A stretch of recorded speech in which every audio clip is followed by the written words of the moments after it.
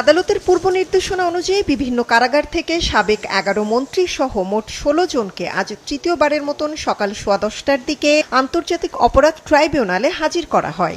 July August গণহত্যা ও মানবতাবিরোধী অপরাধের ২ মামলায় অভিযুক্ত ৪৬ আসামির তালিকায় তাদের সবার নামই রয়েছে।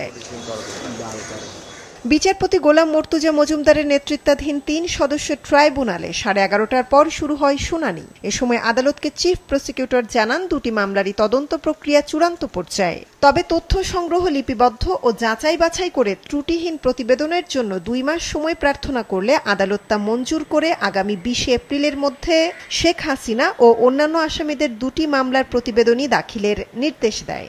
একই সাথে অন্য মামলায় গ্রেফতার সাবেক সংসদ সদস্য সুলাইমান সেলিমকেও ওই দিন হাজিরের নির্দেশ দেওয়া হয়। আমরা যদি বেশি তাড়াহুড়ো করি তাহলে এত কমপ্লেক্স একটা তদন্তের যদি কোনো ত্রুটি থাকে এবং সেই ত্রুটির ফাঁক দিয়ে আসামি বেরিয়ে যায় তাহলে জাতির কাছে কিন্তু আমরা দায়বদ্ধ থাকবো। এই কারণে আমরা 2 মাসের সময় চেয়েছিলাম। তদন্ত রিপোর্টটা পাওয়া মাত্রই কিন্তু আসলে বুঝতে পারবেন যে ফাইনাল বিচার প্রক্রিয়ার কাজটা শুরু হয়ে যাবে। সুতরাং যদি মার্চ মাসের মধ্যে তদন্ত রিপোর্ট আমরা পেয়ে যাই, এপ্রিল মাস থেকে বিচার প্রক্রিয়ার আনুষ্ঠানিক পর্বটা শুরু হওয়ার সম্ভাবনা রয়েছে। মামলায় জাতিসংঘের তথ্যানুসন্ধান মিশনের প্রতিবেদন অত্যন্ত সহায়ক প্রমাণ হিসেবে কাজ করবে বলে জানান চিফ প্রসিকিউটর। বলেন, বিশ্ববিদ্যালয়গুলোর গণশুনানি ও বিভিন্ন হাসপাতাল থেকেও নতুন নতুন তথ্য প্রমাণ হাতে আসছে। আসামিদের ফোনালাপ সহ অন্যান্য ডিজিটাল ফুটপ্রিন্টও জোগাড় করা হয়েছে। জাতিসংঘ গণহত্যার ব্যাপারে সুস্পষ্ট একটা রিপোর্ট দিয়েছে। এইটা আমাদের মামলা প্রমাণের জন্য একটা বড় এভিডেন্স হিসেবে কাজ করবে। বিশ্ববিদ্যালয়গুলোতে যখন আমরা গণশুনানিতে যাচ্ছি তখন দেখা যাচ্ছে শত শত ভিকটিম তারা আসছেন, তাদের মোবাইলে যে ধারণকৃত ফার্স্ট হ্যান্ড ইনফরমেশন, যে ভিডিও ক্লিপস, সেগুলো আমাদেরকে তারা দিয়েছেন।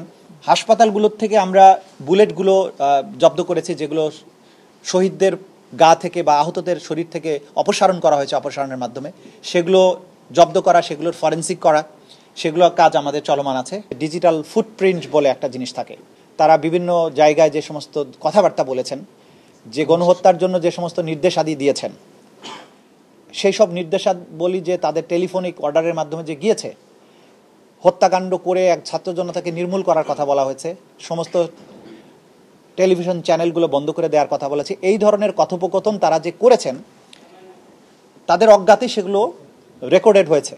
তো সেগুলো আমাদের হাতে আসছে। তো আমরা যেটা বুঝি আপনাদেরকে যেটা বলতে পারি যে মানুষকে মারার জন্য যে ফাঁদ তারা পেতেছিলেন সেই ফাঁদে হয়তো তারাই পড়তে যাবে। এরই মধ্যে এসব মামলায় অনেকেই জামিন আবেদন করেছেন। তবে এ ধরনের মামলায় অভিযুক্তদের জামিনের সম্ভাবনা প্রায় নেই বলেই মনে করেন চিফ প্রসিকিউটর।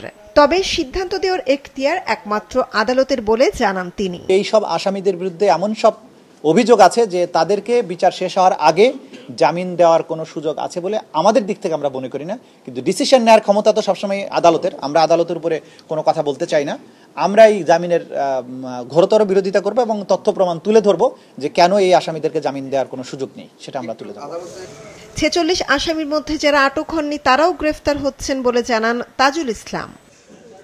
মৌমিতা জান্নাত, মাছরাঙা সংবাদ, ঢাকা।